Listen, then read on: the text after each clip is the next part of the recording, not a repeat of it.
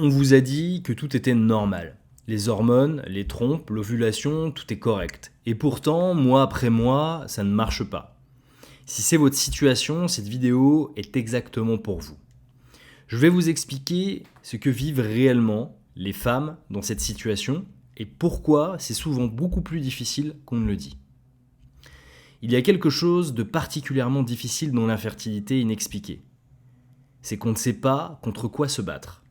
Quand il y a un diagnostic, au moins, il y a un ennemi identifié, un traitement, une direction. Quand tout est normal, il n'y a rien, juste le vide, et dans ce vide, l'esprit remplit les blancs.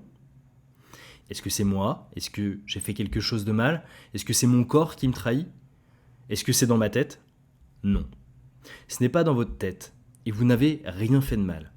Mais il y a peut-être quelque chose à regarder que la médecine ne regarde pas encore. Voici ce que j'observe chez les femmes qui vivent cette situation. Pas toutes, pas de la même façon, mais souvent. Première réalité, les cycles deviennent une obsession. Chaque mois, c'est une montagne. L'attente, les tests, les calculs, les calendriers, le corps devient un projet à gérer plutôt qu'un corps à habiter. Deuxième réalité, la fatigue mentale est invisible.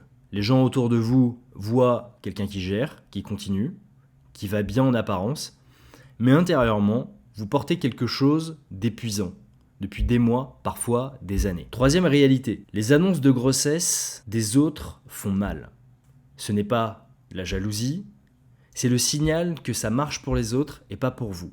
Et cette pensée répétée à chaque annonce creuse quelque chose. Quatrième réalité, le couple peut se tendre, pas parce que vous ne vous aimez plus, mais parce que la pression s'invite partout, dans les relations, dans les moments d'intimité, dans les conversations. Cinquième réalité, vous avez déjà tout essayé, régime, compléments, méditation, acupuncture, naturopathie, et vous êtes là, épuisé, à vous demander s'il reste quelque chose que vous n'avez pas fait. Si vous vous reconnaissez dans ce que je viens de décrire, je veux vous dire quelque chose d'important. Vous n'êtes pas responsable de ce que vous vivez.